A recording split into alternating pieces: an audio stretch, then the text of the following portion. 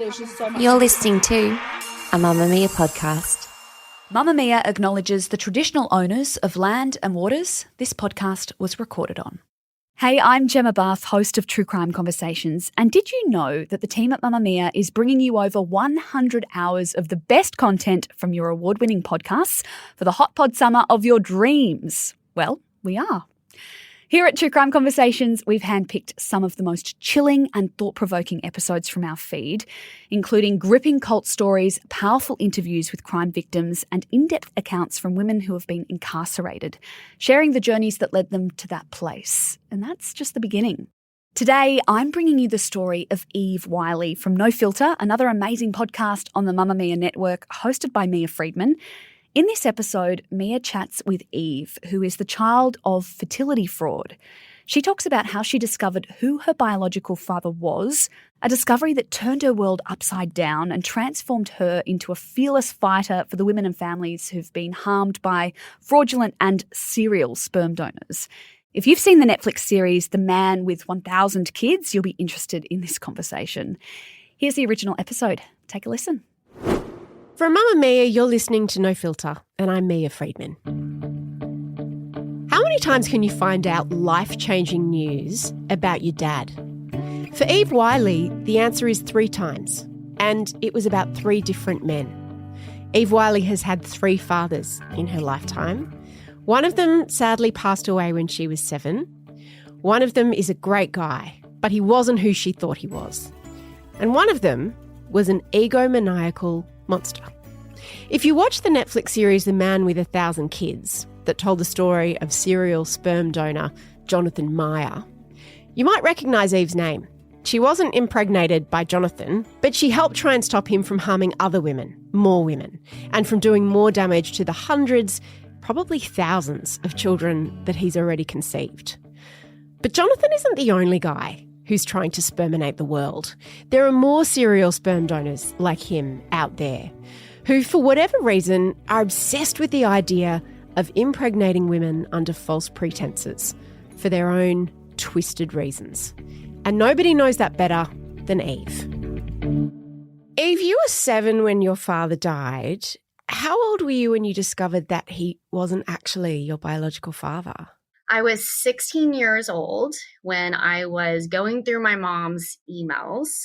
She was a school nurse at my school. And so I kind of had this little habit where I would go into her emails and I would find all the juicy gossip on my cohort.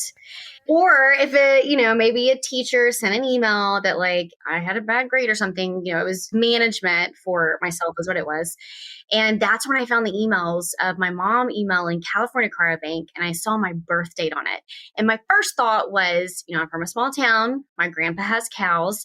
That my mom was doing something for like artificial insemination for the bulls. That wouldn't have been most people's first thought, but I see why that was relevant for you. It was very relevant, but as soon as I saw my birth date, I knew in that exact moment that I was the juicy gossip within the cohort. So that's when I found out that I was donor conceived. When someone finds something life-changing via snooping, there is a dilemma because you've got to admit to the snooping to be able to confront the person about the thing you've discovered. What did you do next? It was late at night. What I did exactly was I ended up playing Sims and creating a lot of babies in my Sims game. Interesting. Kind of playing it out there. But I went to bed and I woke up the next morning and my mom was in the bathroom getting ready and I just barged in and I was like, Mom, I know that Doug isn't my dad. And I just remember her looking at me in the reflection of the mirror and just turning around. She's like, what are you talking about? And she starts bawling. And at the time, at this just a naive 16-year-old, I was excited. For me, I didn't understand the complexities of donor conception, in a social sense, but also in an ethical sense. For me, I was like, I still have, a dad. I probably have half siblings. And so I was very Pollyanna about this. And that's how I kind of confronted her. And she did a really good job of, Eve, you were 7 when your dad died. They told us not to ever tell you, and it wasn't going to be important. And she brought up this green folder, and it was every printout from an email that she had ever spoken to anyone on Yahoo Messenger boards not to like date myself. It was before Facebook. And, her medical records and, all of the things to where she really was creating this breadcrumb trail for me. And for me, that was really meaningful because I could actually see at that point that she really was going to tell me. She just didn't know how to tell me. I imagine there were lots of different feelings. You say you were quite Pollyanna about it, but I imagine you losing Doug, who you thought was your father, essentially your stepfather, at age 7. That must have been pretty traumatic for you at that age. Did it feel a little bit like a new phase of grief in terms of losing him again at 16? I don't know if at 16 I could wrap my head around that part. There definitely was a lot of grief and there was a level of trauma of not having, that father figure growing up, right, eventually. But for me, I think it was just trying to look at it in more of a positive sense. Now, remember at this time, I was not aware that the donor could be like, no, I don't want to have contact with you, because in my head, that was never a thing. It wasn't until later where I started to realize that, the social constructs of this could be very different. With that new information, I think that there was, a sense of hesitancy on my part and fear that I may be rejected. And so it did kind of like snowball into other types of feelings. But that morning, in that moment, I was excited, but completely naive and completely unaware of what it even meant. Because I guess in a way you lost Doug again, but then also your father was alive again because you hadn't even met him and he was out there somewhere. Right. What a lot of emotions. It is. And I think it's one of those times too where, I was having opposite feelings about something. I was excited, but to your point, there was a level of grief. But then, growing up in my nuclear family, I was this blonde hair, blue, green-eyed little girl. My little sister, who was 14 months younger than me, had this olive skin complexion, dark brown hair, dark brown eyes. I looked like no one in my family. There was no familiarity. And so I was constantly teased for being adopted. And so there is something called the thought unknown, where I always knew there was a secret. I just didn't know that I was the secret until then. So then being able to justify and everything makes sense, to have an actual reason for it instead of wondering what it was. Was your sister the biological child of Doug and your mum? She was. When my parents initially went to their fertility doctor, my dad had varicose veins around his testes. And so the recommendation was to get a surgery to get those taken care of. So he did, but they still weren't getting pregnant. So then the next step was to do artificial insemination by an anonymous sperm donor. When I was born, my parents were pregnant 4 months later. And so it could be that maybe there just wasn't enough time after the surgery, the reversal of the surgery. So she is the biological child of my dad, Doug. So how did things feel between you and her, learning that you were not actually you were half sisters, you had different fathers? This one caught me by surprise. I didn't think that it would impact her. And that was just, me being short-sighted. But when we sat my sister down and we told her, she started crying. And the only thing she said before she ran out of the room was, well, at least you have a dad. And that was it. That hurt, because then it was like, man, now I feel guilt and wow, this is getting really complicated. And, there wasn't a book for me to go read. There wasn't a blog yet. There wasn't anyone that I even knew that was donor conceived, except for the cows at my grandpa's house. And so I didn't have a North Star to be able to have some sort of expectations of how this should go and how this could go. Even when I called California Cryobank, at this time, no one had made a connection with their donor. So they didn't really have any good information for me either on how to proceed with this. So it was very lonely. And then it became a thing of, well, I don't want to talk about this in front of my sister because it'll make her sad, which only reinforced that loneliness. In Australia, there are laws that came in a few decades ago, I think, that sperm donors could only be anonymous up until the age of any donor children that had been conceived were 18, and then those children had a legal right to find them. What are the laws? I imagine it probably differs state by state, but did you know that you would be able to find the identity of your donor, or was that tricky? It was tricky because it is literally the wild, wild west here in good old US of A. It's entirely left up to the donors. in the clinics. And so at the time that I was conceived, the idea of an open donor versus a closed donor wasn't even a topic of conversation. The recommendation in the 80s was don't ask, don't tell. Like, they don't need to know. It's not important. You're the parent and that's it. So there wasn't a level of education to educate on the donor conceived experience or about how important genetic identity is. And then even now, I just feel like in the last, 10 years, the sperm banks here in clinics are just now starting to realize, maybe anonymous donation isn't great, because here anonymity breeds fraud when you're able to exist under the cloak of anonymity. And it wasn't until the, invention of commercial DNA testing that it's really blowing the lid off of those. So as far as being the laws here, there's just pure recommendations per the American Society of Reproductive Medicine. Were you angry at your mum that she hadn't told you and that she had no intention of telling you? Yes and no. I was angry that I was lied to. But when she pulled out the green folder, all of that kind of melted away, because I could see the amount of hours that she poured into this. And then I believed her when she said, I didn't know how to tell you. I didn't know when to tell you. But I knew that if I did all of this research and had all of this information, that you would believe me that I have been doing this for a very long time.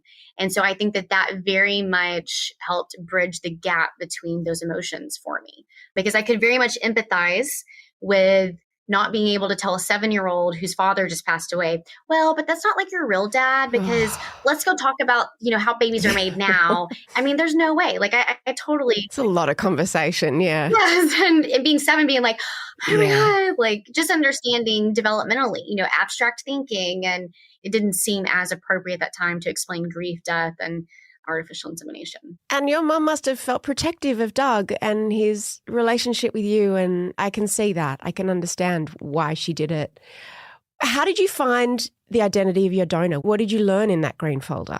So in the green folder, I had my mom's medical records. And in there, it said the date that I was conceived with donor 106 from California Cryobank. And this was in the doctor's handwriting. So that was confirmation of my conception. And my mom had one sheet of paper, and it had California Cryobank, all the donors listed, and it was just one line: donor number, physical characteristics, level of education and interest, like just very limited. And you could see like, not this one, maybe this one. And then she circled one and this one. And then there were letters to like Wendy, or emails to like Wendy Kramer, Single Mothers by Choice organization.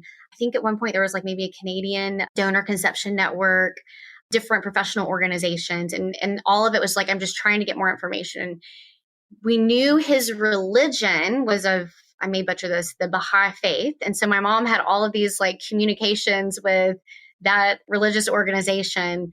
So that was kind of what was the bulk of the folder. There were also personal emails of personal stories where she was asking, how do I tell my daughter, you're an adult now? What should I do? What should I not do? That type of stuff. Wow. So she'd been trying to track down your donor secretly all these years. Kind of. I think that in her very like limited way, she was trying to understand, what was the network in the landscape. Donor sibling registry was not quite built yet, but that was the only pretty much formal platform where you could put in your donor number and you would hope that the donor would register as well as other half siblings. So ultimately, when she was choosing her donor, she chose number 106 because he had certain qualities. He had an interest in film and politics, which she thought was similar to her and to her husband. And you tracked him down. You set about making contact with number 106. Who did you find? I found Steve Scholl, and I contacted the cryobank. Their rules at the time were we need the medical records from the doctor to confirm. And they also had their records that were purchasing records from the doctor. So those things matched up. And they sent kind of like a questionnaire that was like, let's update your medical records, not saying like, hey, you have a daughter. And so that process took about a year, because I think eventually Steve, donor 106, who I also call dad, he was like, why do y'all need this? And they're like, oh, because you have a daughter. And he was like, I'm sorry, what? He was surprised by it. I think in his head, he was like, I'm just doing this for research. Well, had he forgotten that he'd donated sperm? Like, why had he donated? For money. He was in college, easy way to make a buck, like, And he'd sort of forgotten about it. He was probably stoned. It was college. He was high. He wasn't thinking about it. He was like living his best life. He's like, I'm doing it anyway. Might as well get paid. It's like, what? Oh, yeah, I remember that vaguely. Yeah, exactly. And where was he in his life when he found out that you existed? So he was a father of 3 children, and the youngest one was pretty small, and the oldest one was like maybe in middle school. So he was in a phase of life that also was complicated. He had every ability to be like, oh hell no, this is not gonna work, and he didn't. And I had already written a letter, and I had asked the sperm bank when he made contact to forward that letter. I had, in my mom's, in her folder, I'd read so many stories of people who were just outright rejected by their biological parent. And it ended up becoming a fear of mine. And I was like, if I only have one chance, like I want to be able to convey who I am through a letter. And if that's all he ever sees and reads, like maybe that'll be enough. And we ended up connecting, and then it turned to email. I would forward an email to the sperm bank. The sperm bank would forward to him, and that was it. And then we cut them out, and then ended up talking on the phone just like forever. And then I was living in Austin in college at this time, and he flew down to meet me for the first time. What was that like? Oh, it was amazing. I mean, he came to my apartment, and I opened the door, and it was just like a huge hug. And we stayed for hours talking in my living room, and then went to dinner and live music. And it was just catching up on, at this point, 19 years. I think because I didn't have any expectations. I didn't know how it was supposed to go. And because he is who he is, which is just this like amazing open person, and I am who I am, like it just worked. And it was that weekend, the first weekend of meeting him, we ran into a friend, one of my friends on the street, and just for social clarity, I was like, oh, this is my dad. And at the end of that, he was like, if you will call me that, I'm okay with that. And then from that moment on, he was dad. And you had 3 new little siblings. I did, but they didn't know yet. They didn't know until much later. Again, it's a tricky conversation for little kids. So dad was high in college, and he jerked off into a cup one day for $20. Yeah, it's like, how do we do this? But for him, it was also, he had to tell his wife. And then I don't know if it ever really came up, like, while they were dating, it never really came up. So he had to tell her, and I totally get this, as a mother of 3 myself, I would be pretty protective too. So I really understood her desire to not want to tell the kids right away. And so it took multiple years for them to disclose me to them. I feel like this happens in donor conception a lot with parents that disclose when they're older. Everybody's nervous and like, oh my gosh, this is going to go so bad. They're going to like freak out and never talk to us again. And they told the kids, and my sister was like, oh my God, I have a sister. And then the 2 boys were like, that's cool. Yeah. What's for dinner? and my dad's like, that's it? And they're like, yeah, I mean, do we get to like meet her or something? Like, that sounds cool. And they're like, oh my God. It never ceases to delight me how disinterested kids are in their parents' lives. I know, right? It's all our social construct and projection. What was your relationship like with your dad's wife? And I imagine you have this experience as well with the work that you do, meeting a lot of donor kids. The relationship with the partner of the donor must be often fraught, is it? I think in this instance, like I could recognize the level of protectiveness, and I was really leaning on dad to kind of facilitate that relationship because I didn't want, obviously, to push, but I think that they did a really good job of keeping it separate. I didn't really get to have a lot of interaction with her until my wedding. I think that really kind of changed our relationship, but we really didn't have a lot of interface. Geographically, we lived in different parts of the country.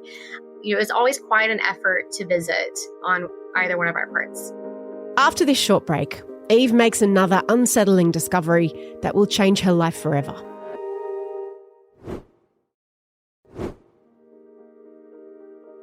Your relationship with your dad progressed, as you say. He officiated at your wedding.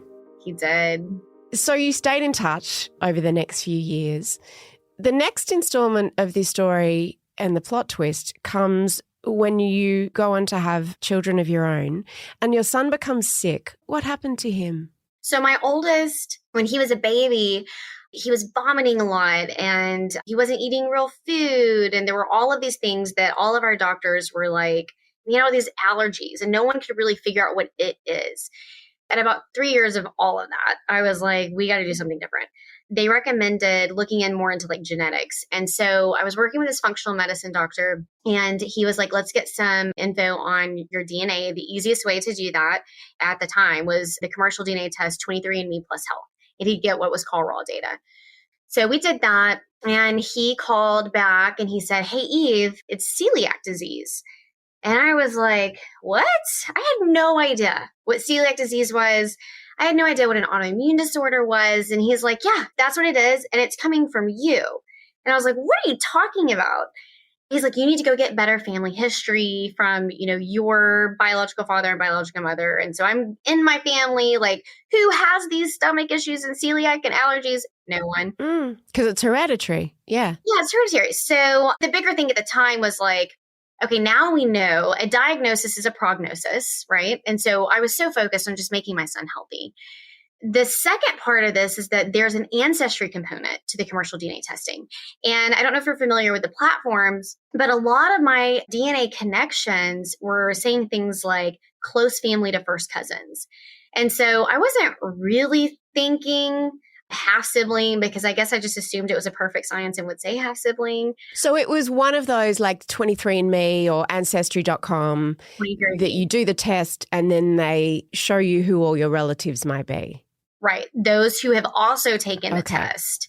And so like have a big matched database. You. Yeah, it's exactly what it is. And I knew from talking with California Cryobank that dad was a popular sperm donor, but they had told me that I was one of the older ones. I was like, sure, I'm sure this will be happening, but it was still newer at this time. This was like 2018. And so, you just don't know what you don't know. So we go on vacation and my mom is actually with me and she's like, hey, Eve, I actually think those are your half siblings. Like, look at like the degree in which you're related, and it could be like a different, each number is for something different. And so then I was like, oh my gosh. So then I'm like, on social media and I'm sending them messages through the platform, and I connected with one, and bless his sweet little heart, he is from my area where I grew up. And he was like, no, I know who, our dad is. And I was like, no, that's our mom's doctor that did the insemination.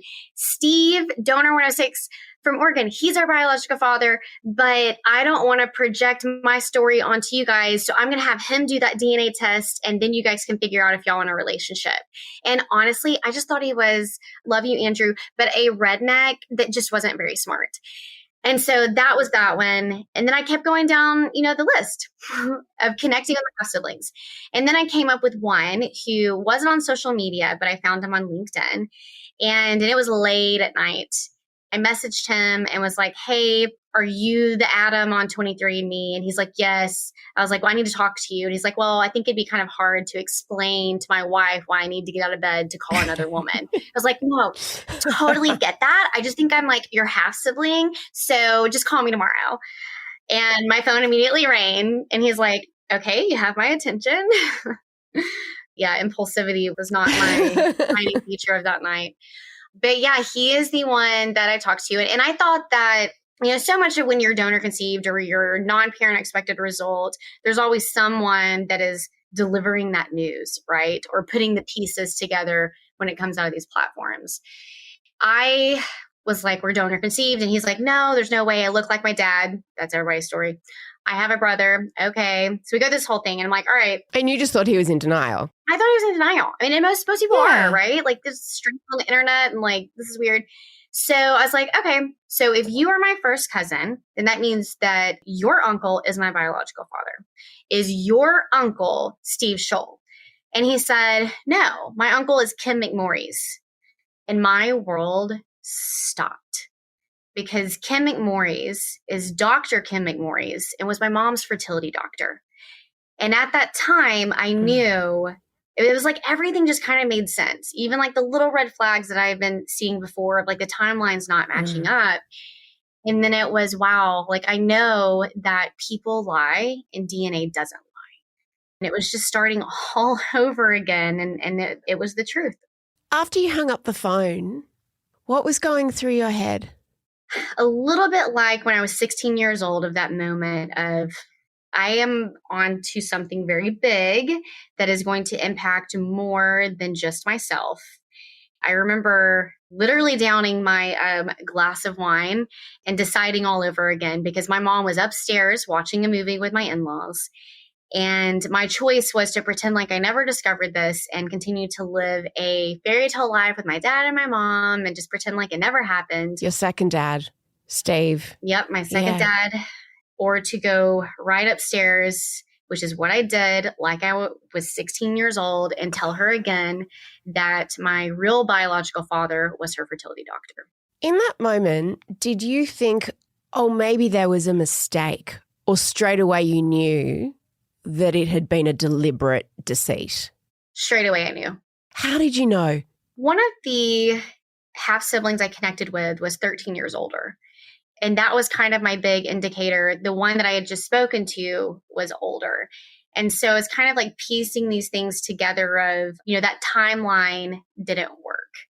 And again, I mean, people lie. DNA doesn't lie. It's hard to have a level of cognitive dissonance whenever the DNA is staring straight at you. Your mum must have been devastated. How did Steve react? Because you had to break the news to him. So I didn't tell him until weeks later, because I think there was a small part of me that was really hoping that it wasn't true. There was also that I knew there was not going to be the fairy tale. There was not going to be the relationship, because I was the one that was protecting a secret. And without truth and transparency, there was never going to be an authentic relationship with my real biological father if I was keeping a secret. I waited until I knew that DNA test, the results were almost there, the commercial DNA test. And then I called him and I told him, and it was the hardest part of this entire process. But it was like a daddy wound just being like ripped open again. I was so afraid of rejection. And even though I knew that nothing would undo the 13 years of us building this relationship, I was still so worried, because so much, I initiated this relationship and it was wrong. There was so much guilt. And I told him, and we just cried and cried and cried.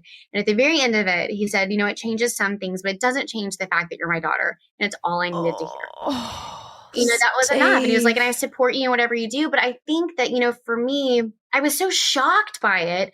But what's more shocking is that, in talking to my attorneys, that it wasn't a crime.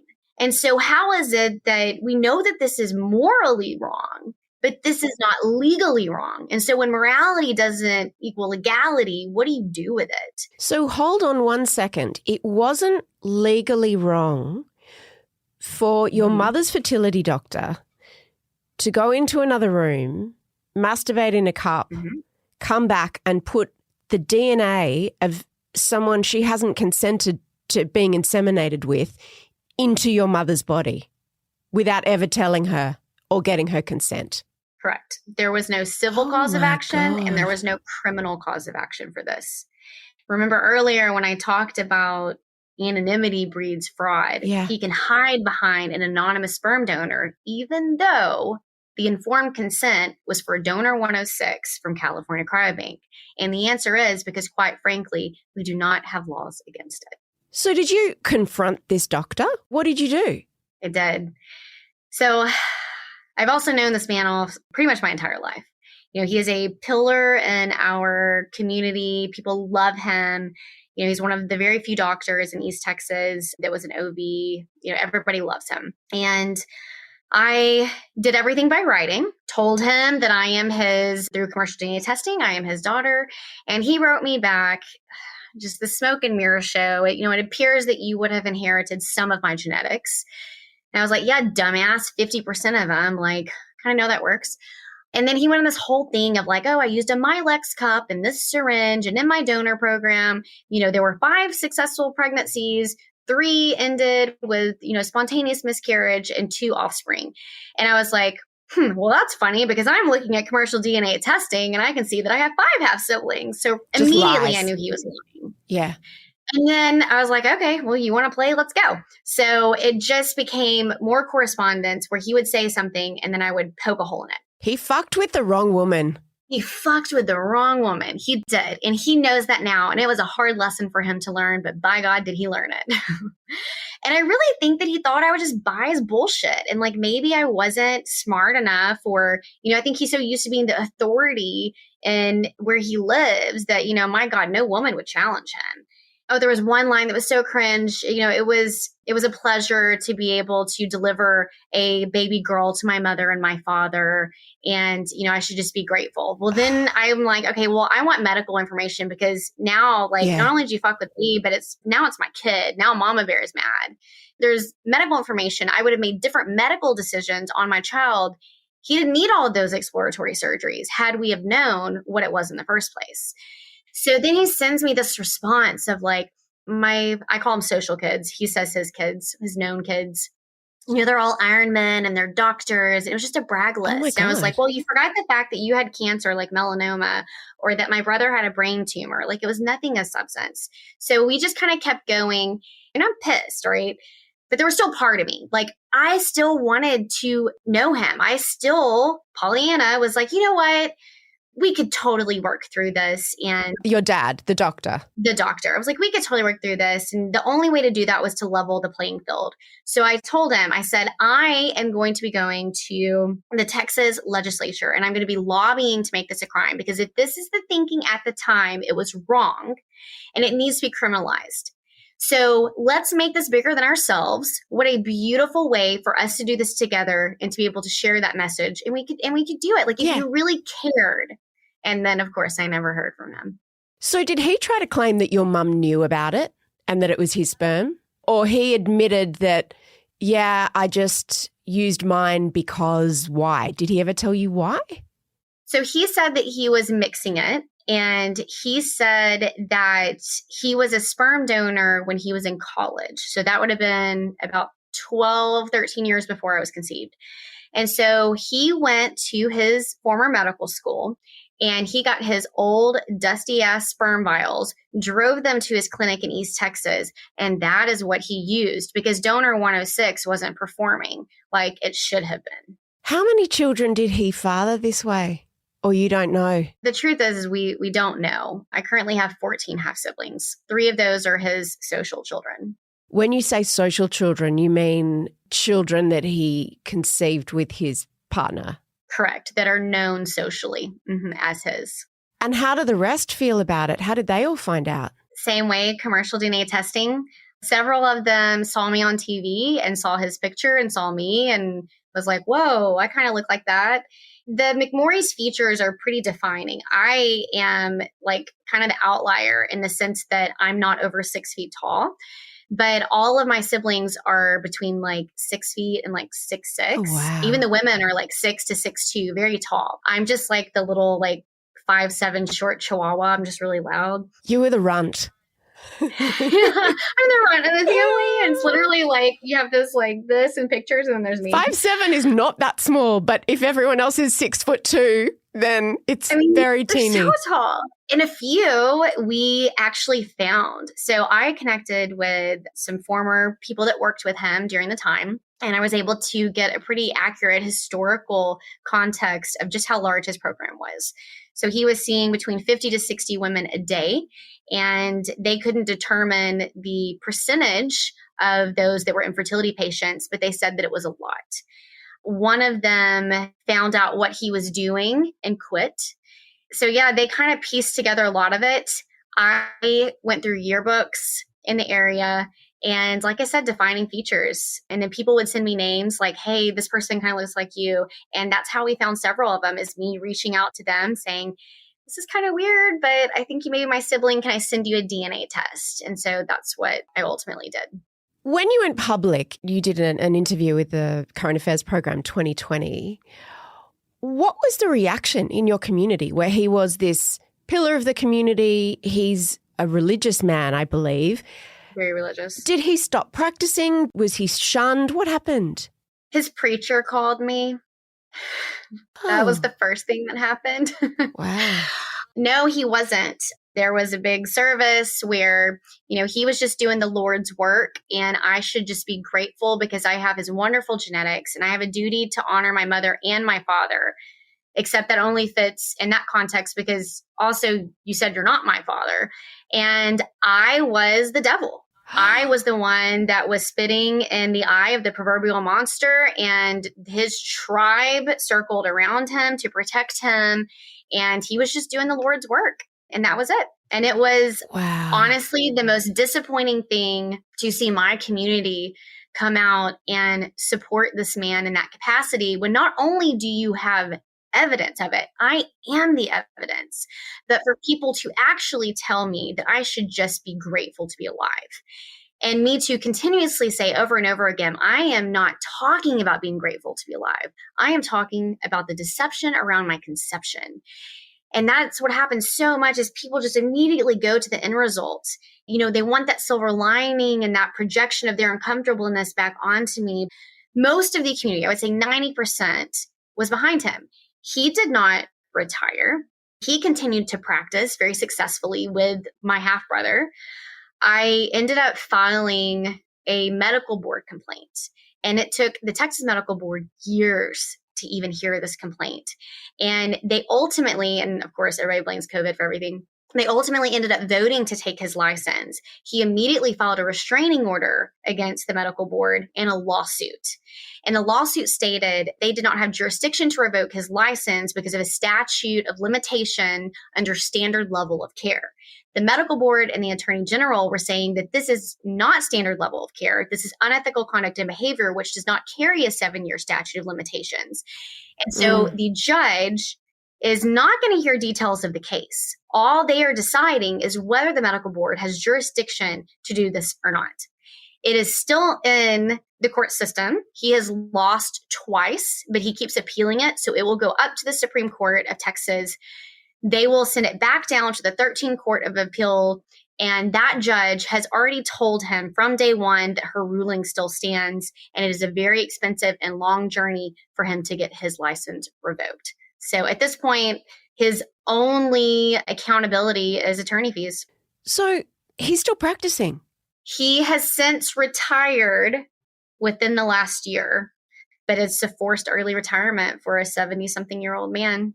His license is intact. Wow. Of your other siblings and their mothers who were all deceived, were they as pissed as you, or did they want you to let it go? Both. So it's interesting in my sibling pod, I feel like we kind of have this difference between the females and the males. Most of the males are like, whatever, like, you know, it could have been so rude, but like, could have been like the janitor or someone off the street. The women are not okay with it. But also, he was some of their doctor. And so he delivered their kids. He did their pap smears. He did their breast exams. One of our sisters, we sent a DNA test to. She had an emergency surgery that our brother did on her. She woke up to the email confirming the DNA results that she was our sister. And then she had to, when our brother came in for the follow-up, tell him, hey, you know what? You have to transfer my care because you're my brother. So one of your brothers is a doctor? With my biological father. He took over the practice. Is that one of his social kids? That's one of his social kids. For them, they obviously feel very strongly about it. But then also they are living in that community that supports him. So they are not known because of the social implications that it has. And to have that level of feedback all of the time is difficult for them. But then you also have the different dynamics that's in their nuclear family. For them, they have the infertile recipient parent who is still alive. So they are also protective of that relationship. So they don't want to socially come out and say that not only their donor deceived, but to reveal the secret of infertility of their fathers. So there's, you know, it's a real spectrum of different situations and different emotions and different probably points on that journey of understanding and acceptance. I like that you just went straight to rage. Such a mood. Yeah. Oh, yes. No, it was like, you know, fuck it. After this short break, you'll discover how Eve intersected with serial sperm donor Jonathan Meyer from the Netflix series The Man with 1,000 Kids.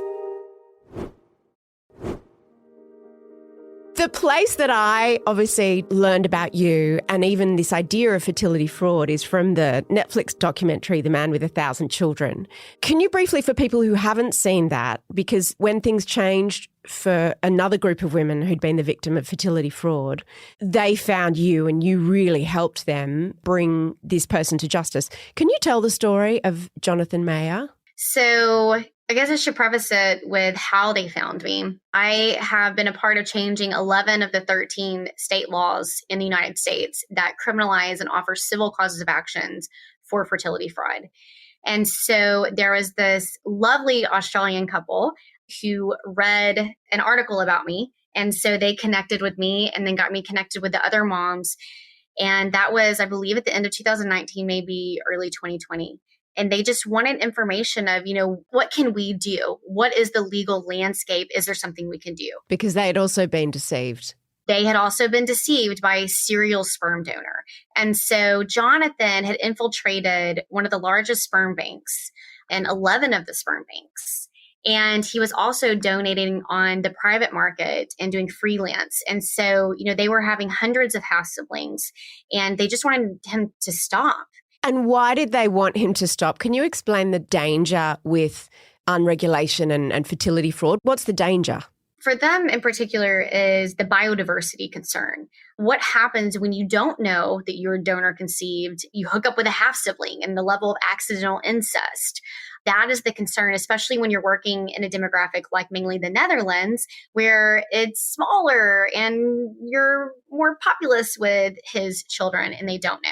And how many children had he fathered in the Netherlands, for example? I don't remember exactly what it was in the Netherlands. But it was like 100. It was like close to hundreds, up to 1,000 all over the world, maybe more. Right. Because, the math with it, which I feel like is what a lot of the media is like really latched on to, we can look at just Cryos alone, where he's going to Copenhagen once a month for 4 days. And Cryos is a sperm bank in... This is the sperm Yeah, bank. in Denmark. So that's roughly 200 donations. And for him, as he brags, 15 straws of sperm per ejaculation. And if every straw makes a baby, that's the potential 3,000. Now, he has also come out and said that he has spent 50,000 hours donating. So the math ain't math in here. Because if he spent 50,000 hours donating, then is it potentially 50,000 children? And not every single one's going to make a baby. The math ain't math in either way. So when he says, I only have 550 children. There are laws about this, right, to prevent accidental incest and birth defects that could result from that, as well as the moral implications of accidentally hooking up with a half-sibling. And I think in the Netherlands, there's a limit on you're only allowed 25 and then you can't donate anymore. Per the banks. But that's not including freelance private market. Or different countries. Because what ultimately ends up happening is he hits his limit in one country, they export it to another country, and the number goes to 0. And so that is not something that is transparent in this process because that may change how you think about this, right? My assumption would be when I have a sperm donor and you say that it's 25 is the limit, I would think 25 worldwide. It's read the fine print part, except there's no fine print. But every time is to 0. So when he does that and he does it as an alias or he's doing it on the private market, they're not counting those. It's just de-identified sperm. It's just, going to clinic to clinic to clinic to clinic. And why, Eve? Why do these men do it? $1 million question. I'm going to put my therapist hat on for a second. And, I do psychoeducational evaluations. And if we look at these group of men as a whole, I definitely think that, we could consider a personality disorder on the DSM somewhere in Axis 2. Is it narcissism? This desire? Is it an addiction? The way that they talk about their successes and it's a number and it's a competition and the way that they just work in general, making the fake profiles look really bad. So their real profiles with an alias look really, really good. It's very manipulative. Wait, explain that. What the documentary discovered is that there's a group of, Jonathan was part of this group of men who were almost gamifying, they were gamifying this idea of who can make the most babies in the world. Yes. And so they would compete with each other. They would keep score. And what do you mean about they would make fake profiles? So there's lots of different platforms when we're talking about the private market or freelance known donors. There's lots of different names for it. These men would make a Facebook group and they were the admin and the moderators. They'll let recipients in, but they won't let competition in. And so the other ones like Make a Baby Now, or, every country has kind of like a different platform. Think of it as like Craigslist, Backpage ads, kind of like that type of thing. But it's like, it's for this. And so they would make profiles that would be all aliases, but one profile would be like, their best, that picture of Jonathan, looking cute as a baby or as an adult. Yeah, that one. But then they would make fake ones that are really, really bad, like, misspelled and all the characteristics that they knew that they weren't looking for. Because when you are going through these profiles and you go through 20 really bad ones and then you see Jonathan, you're like, oh my gosh, all right. And that's why so many women would choose him. But all of them did this. And so, I think of like Simon Watson, Joe Donor. These aren't even these guys' real names, except, Jonathan, obviously. Joe Donor. Then they compete. Then they have their moderators of the group. And then it's just successes. They post pregnancy tests and they brag about someone that they got pregnant. And then they create their own little mom group. But they don't have any of the responsibilities of being, a father figure. Very few of them had donor contracts. And if anybody would speak out of turn, all they do is threaten and say, well, I'm just going to sue you for custody. And then you lose your kid half of the time. So women, are like, well, okay, I definitely don't want you to now, be co-parenting with me. And so it's really manipulative in that sense, but it's dangerous. How do you stop him? It was hard. In the Netherlands, the moms were very much feeling was what I felt, the duty to inform, because how can you possibly consent or assent? And if there's information that would change the way in which you made an informed decision, you need to know about it. So this duty to warn and inform. How can you do that when in the Netherlands, you can't name him? It was just Dutch donor, Dutch donor, Dutch donor. Why couldn't he be named? Because that's part of some policy. Like you can't out them in the media for some reason. So how can anyone avoid using him again if they don't know his name? And wow, you cannot make an informed decision because no one's going to think, oh, let me Google Dutch donor. Well, which Dutch donor? And also, how do you make a law in one country that applies to every country? And the answer is you don't. So for us, the very first thing was, and this was my experience with everything, what do you do when you are existing in a legal landscape that has literally nothing? You don't have sperm banks that are required to talk to each other. Every country is so different. You have some countries that really have this buttoned up, but because of their stricter laws, it actually pushes people to go underground to these known donors and makes them, more susceptible to the predatory behavior of these serial donors just out of necessity, right? Then you have the wild, wild west, like us in America, where it's like, what laws? My first thing was we got to start really small. And the first thing that we can do to meet the first goal is to get his name out there. That was, let's talk to the New York Times and you guys come forward because in America, you can name him. And that's what we did. As soon as he was named, then he was linked with all of, Dutch donor. And it was all put together and then notifying Cryos International and hoping that they could somehow remove all of his straws that they had sent all over the world. So that was the first part. The second part was the moms had been working with Donor Kind in the Netherlands since like 2017, which is an organization there. And the moms ended up coming up with this group called Moms on a Mission. And that was kind of like, our mission. And, having all of these pieces fit together to figure out how to stop him. So the brave moms took him to court and he represented himself. The argument was like, listen, it's kind of like a danger to society at this point. Like he has this amount of kids that we know of. Our kids go to school together. They live we're neighbors all the time. Like this is wild. So he comes in and like you see in the documentary, the story, like, oh, judge, you don't understand. It's a new concept. Like they just need a special symbol to be branded next to their name. And like, my children are so smart. Like they won't hook up with each other, blah, blah, blah. I mean, he just ran his mouth like an idiot. That was chilling when he said they should be marked on social media. Yep. That it would be like this pride thing. Like a verification. Yeah, exactly. It's a new concept. Oh, my God. So he's like a cult leader, but it's also eugenics. It's terrifying. It is terrifying. And then he has years of these YouTube videos of like him basically seems like he's like parenting his children. Talking about his philosophies on everything from politics to the environment to being anti-woke to listening to your ancestors and being grateful to your biological parents. Brainwashing. Cult-like, right? The judge was selling bullshit, but she wasn't buying. And so she was like, you do this again and you're going to get fined 100,000 euro is what it was. Per donation. Yes. My favorite part was when, he's like, what? I'm a good father. Like I show up at birthdays. I show up at this. And she's like, it's not possible for you to attend every graduation and every birthday and every like when you have this many children. When you have hundreds and hundreds or thousands and thousands of children. I mean, the reality is like he's only going to admit to what we know, right? And it's just like my biological father. He only admitted to what I said. And so it's like every time a new one comes up, it's going to keep going and keep climbing and keep climbing and keep climbing. And we saw this with the Netflix documentary, Our Father, where the number of those half siblings from Donald Klein kept climbing and climbing after the duty to inform and warn had been out there. And people recognized, oh my God, I think that I may have been victimized too. And that is exactly what we will be seeing. What's Jonathan doing now?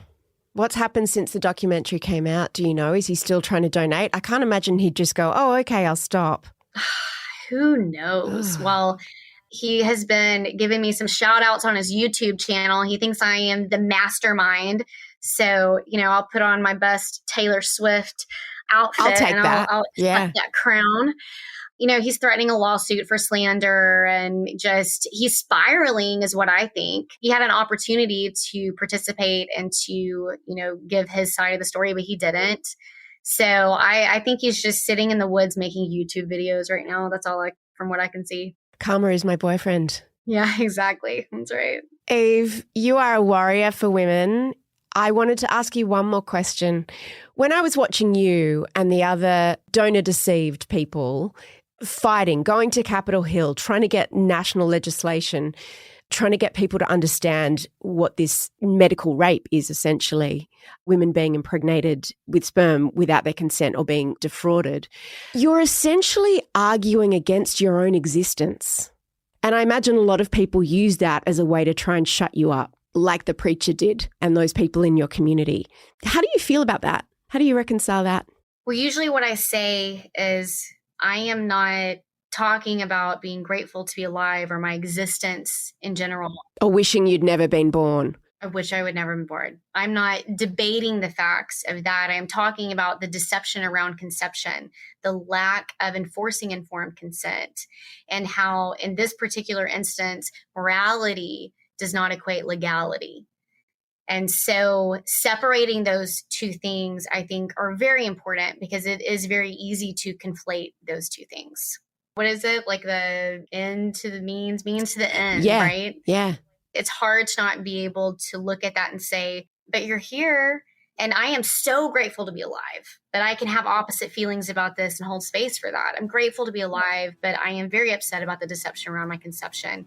And if I truly believe that we need to leave this world better than we found it, I need to find the purpose in my pain. And I need to do it not only for the rest of the people and the women who have been deceived, but also, at a very basic level, just to be an example for my girls, that it's not always the tragedy that happens to you. It's what you do with it. And that is empowerment. What a note to end on. You're amazing. It is amazing to me that Eve might have gone her whole life not knowing the truth about her conception if she hadn't done that thing that teenagers do, which is snoop. I guess she probably would have found out when she did some of those DNA tests after her son got sick. But the fact that snooping led her to Steve, who for years she believed was her birth father, only to have another grenade launched into her life and her heart when her son became ill and she found out that he actually wasn't her father, it reminded me of that story about Tony Abbott. It came out that an old girlfriend of his had had a son and had adopted him out and had never told Tony Abbott that she was pregnant. And then this guy who turned out to be a cameraman at Parliament House, who'd filmed Tony Abbott many times in his political career, turned out to be this child. And he tracked down his biological mother, who explained who his biological father was. And it was in the press at the time. You know, Tony Abbott handled it really well. And it was quite a beautiful story. And everyone loved, you know, the coincidence of the fact that they'd been working in the same workplace without even realising they were father and son. And then a little while later, it turned out that actually Tony Abbott wasn't the father. There was a different biological father, and the mother had actually just got it wrong. I really remember feeling how poignant that situation was, because they'd done interviews and spoken about how they were sort of forging this relationship, and Tony Abbott had 3 daughters and then he had this son, and it was just a really interesting, quite beautiful story at a time when Tony Abbott was not a very popular guy. And then I remember wondering, how do you unpack that? How do you even find a place to file that in your heart when you thought someone was maybe your biological parent and then they weren't? I was so relieved that Eve has stayed friends with Steve. But then what do you do about the fact that your actual biological father is an asshole? I'll be honest, I've never really thought about fertility fraud before the Netflix series, but now I cannot look away. I'm thinking about it a lot, and it turns out there are a lot of men out there who are, I don't know, narcissistic psychopaths. Men who are doing this to women and families every day. And it's really struck a nerve. I think that's why this show on Netflix became #1 all over the world, because there's this idea about bodily autonomy. The fact that someone can either give you their sperm under false pretenses or put their sperm in your body without you consenting to it, and it's not even a crime in many states in America, is just wild. Thank you for listening. No Filter's executive producer is Naima Brown, another woman I'm obsessed with, and our audio producer is Leah Porges, who, you know, I'm obsessed with. I'm Mia Freedman. Be safe out there, friends, and watch out for each other, okay?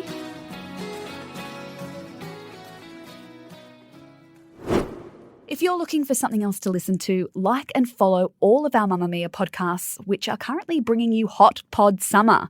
100 hours of summer listens, from spicy conversations to incredible stories, fashion, beauty, and more.